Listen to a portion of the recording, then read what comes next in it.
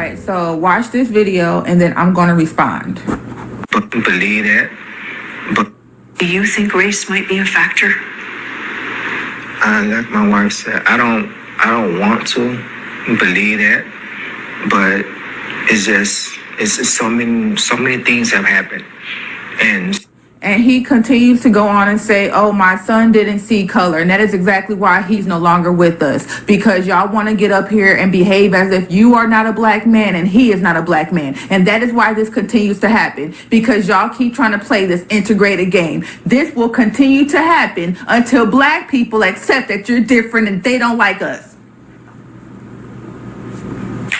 Parents are sacrificing their children to be accepted a part of another community. How many more times do these boys have to die and the parents show you each and every time that they are the fucking issue and nobody is speaking on it? Nobody is saying it. Y'all trying to give them sympathy. I'm tired of the fucking conversation. Y'all are sacrificing y'all black boys because you're not raising them appropriately. They need to see color. How are you not gonna see color when you're in America? These niggas used to eat us. What are you saying? Y'all are behaving like, oh my God. Y'all want to be accepted that bad? I've never seen this shit. Y'all are sacrificing your children to be accepted among white people. Literally. The fuck? How is my black son not gonna see color? Nigga, you better see color. You're a black man. They will take your ass out of here in 2.45 seconds and we ain't gonna be able to find you or do shit about it. And you're a black man. Well, like, when are we gonna start having real conversations? Like, it's irritating me. This whole kumbaya cool shit is irritating me. I want to give all the praises and the honor. Shalom, shalom, Israel. First and foremost, I want to give all honor, glory, and praise unto YAHAWAH, YAHAWASHI, double honors to the elders and apostles of Great Millstone. Shalom to the mighty GUATEMALANS who are diligently waiting to be delivered from this final captivity, as well as the speckled bird that may look like the other nations, but are actually Yasharala. This brother Kawakub coming at you with no lesson. Today's lesson is going to be on this whole Nolan Wells thing. I'm returning on to it because this is actually a very good point that I have not seen this before until today, and this is something that just is really just like ridiculous to hear, where everything that she said, that woman said, she was 1000% on point, and it is incredibly ridiculous and childish, or naive more specifically, to believe that acting as if it did not, or race did not play a factor in it, is just incredibly, like, you're delusional, or you're genuinely delusional. There's a video from that surfaced online that were basically saying that there were in the place before Nolan Wells died or whatever, people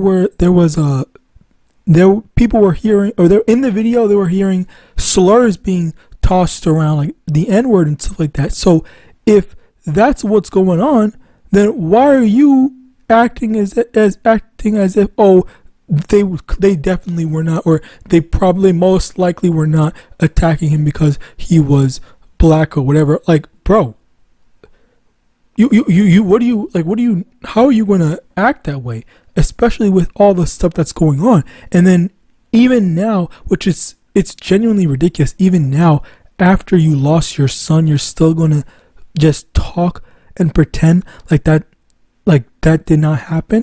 All right. And one of the things here, if I can get it, did I just actually stop recording? No. So one of the things here is that, where is it? I want to get this first.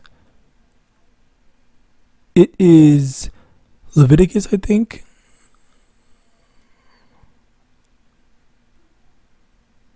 Where the heck is it? Oh, here. Leviticus chapter 20, verse 4. And if the people of the land do anyways hide their eyes from the man when he giveth of his seed unto Molech, and kill him not. Basically, the thing here is that there was a practice with the Israelites of giving their children or sacrificing their children onto quote unquote Molech. Now, the thing about this whole Molech thing is apparently it's not necessarily a deity per se. It is more so a concept, all right? And the concept is basically, I don't know, it's really, let me just show you because it's over here. Basically, Molech,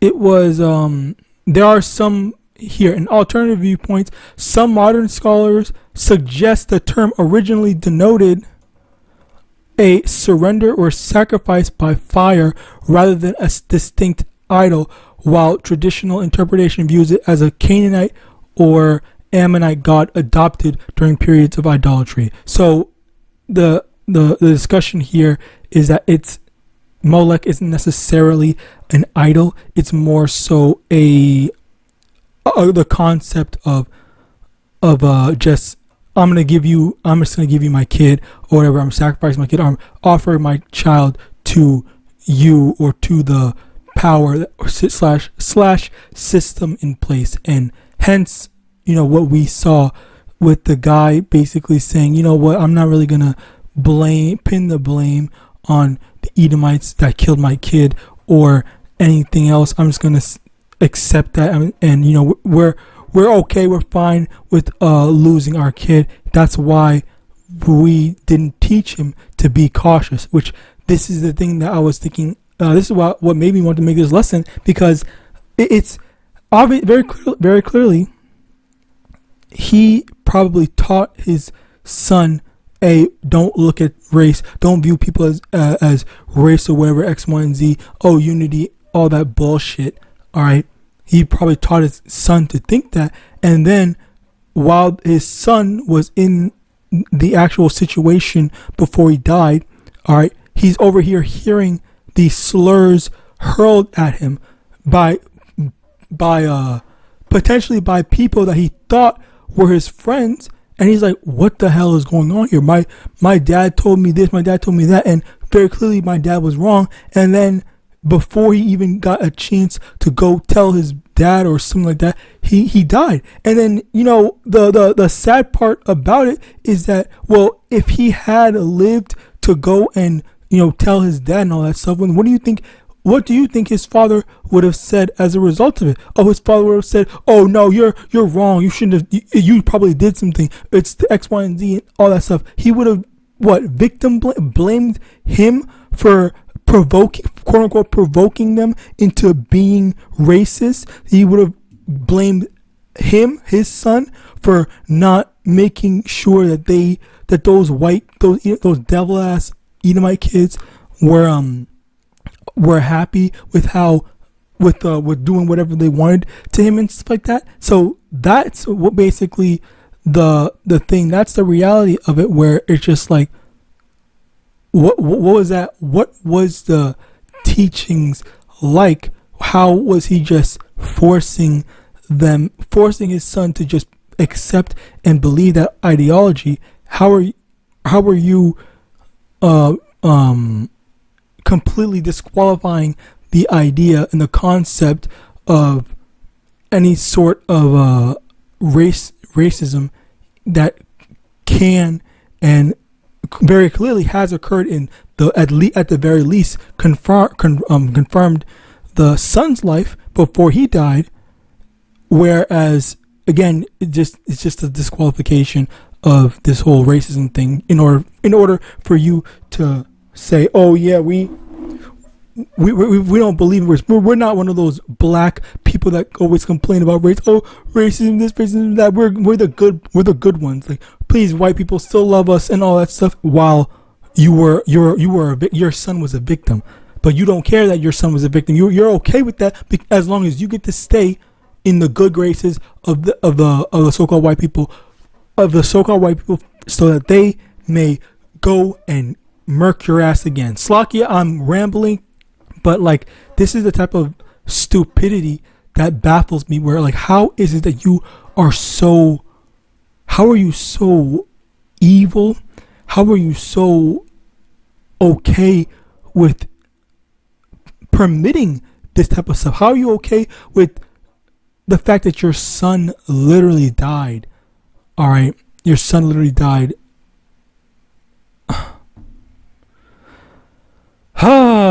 Your son literally died because of racism, and you don't want to pin the blame on racism for what happened. You just want to keep on making sure that your Edomite friends, quote unquote friends, are still happy. Like that's evil, especially for what happened. You shame and dishonor your son through disqualifying what happened to him and why it happened. Bear with me one moment.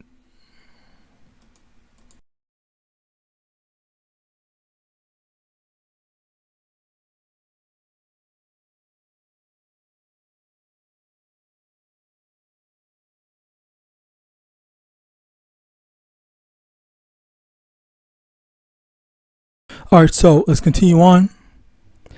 John 15:18. If the world hate you, you know that it hated me before it hated you. Verse 19. If you were of the world would love his own, but because ye are not of the world, but I've chosen you out of the world, therefore the world hateth you. So for us, we know that the world hates us, or we should know. A lot of us should know. Jake should know. Even the Jake that's not a part of the truth, they know. And that's the crazy thing.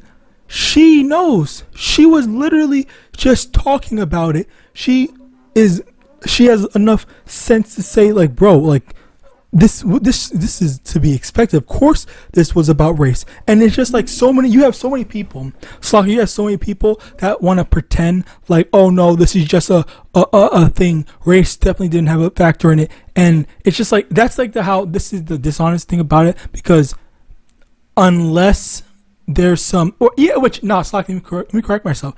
Even when there are people saying racial slurs or whatever, people, or Edomites more specifically, they will say, and apparently him, but a lot of people will still say, oh, you can't prove that someone was doing something based off of race. They could have just been doing it just because they were sick or demented and stuff like that. Oh, you can't, there's no physical way to prove racism or whatever and stuff like that. And that is a completely dishonest thing. We can tell, normally we can tell through intent and trends and stuff like that. What's it called? The closeted racism, the subtle racism stuff. And it's not something that's new to us, because we see, okay, well, this is how they act towards white people. But then when it comes to so-called black people, then it's a completely different thing. I even remember this one time for me, I went to a store, and there was multiple different, it's not necessarily a store, I forgot where it was, but I went to this place. There was multiple different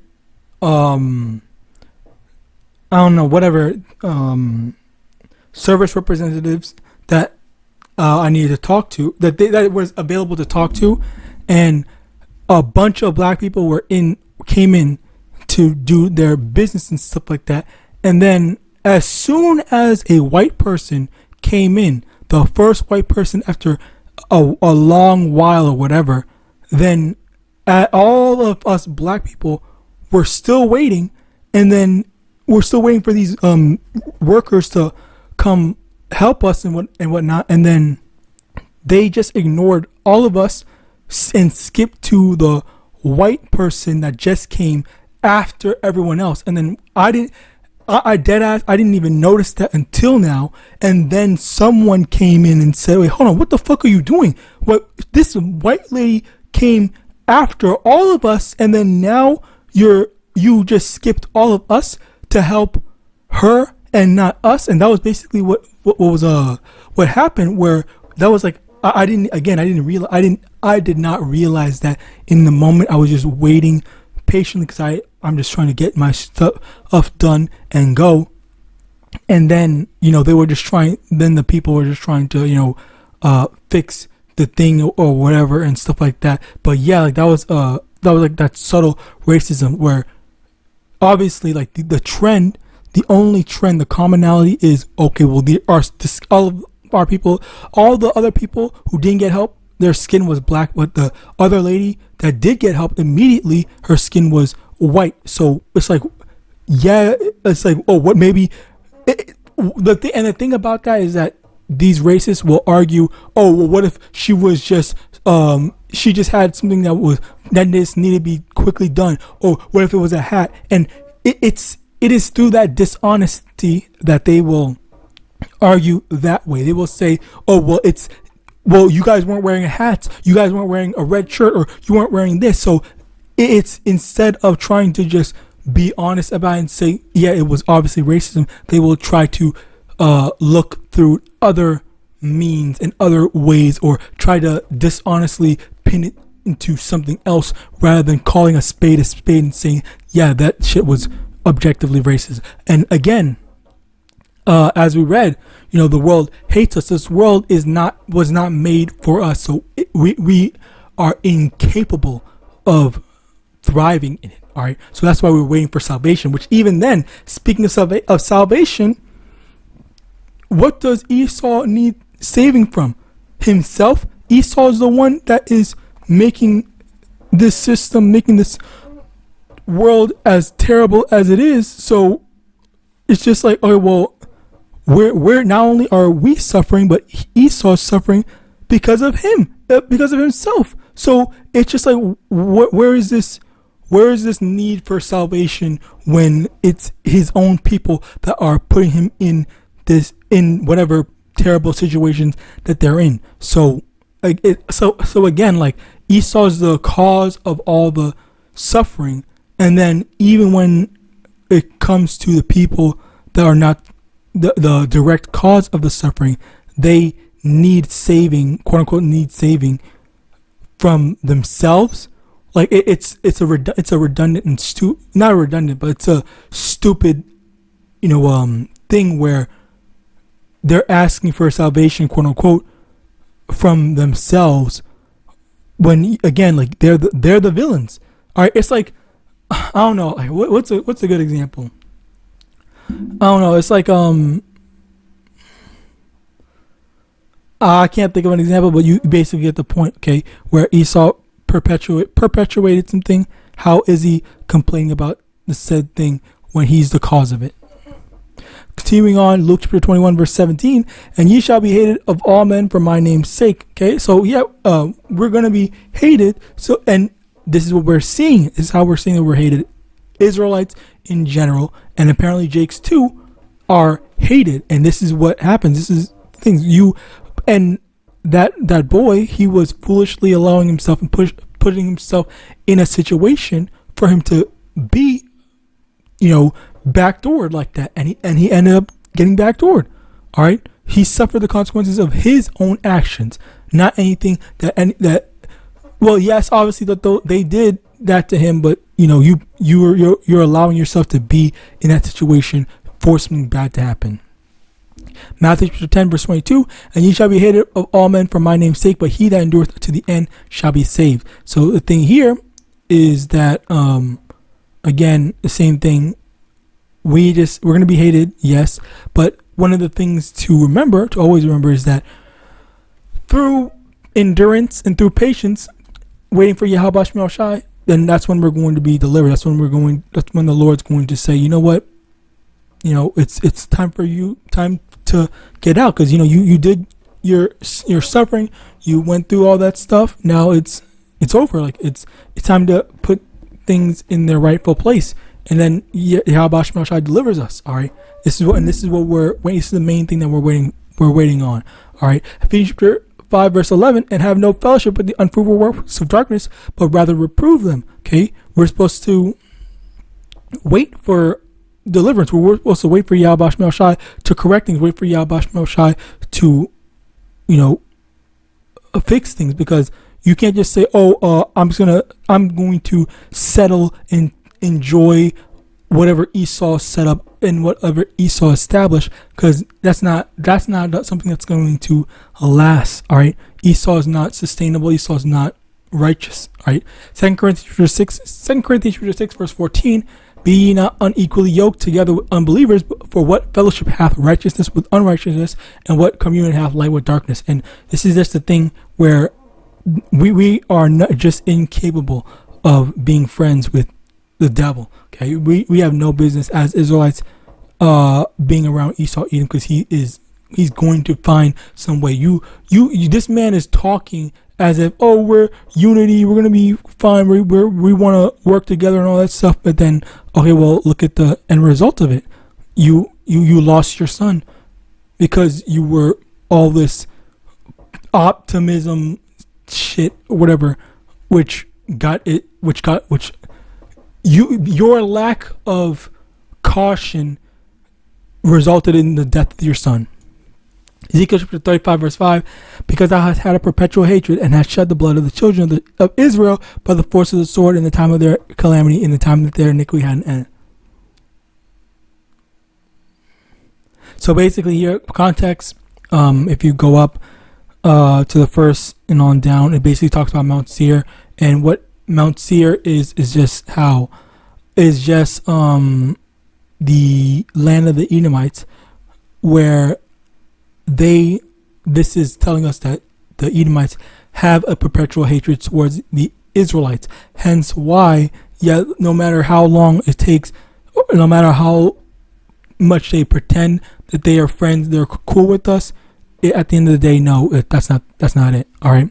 So with that, I pray this lesson was edifying, and some of it is blatant, some of it is subtle. So with that, I pray this lesson was edifying. We give all honor, glory, and praise unto YAHAWAH, Hashem, YAHAWASHI, Hashem, Requaquadash, honor to the elders and apostles, great millstone, above the ball, and shalom.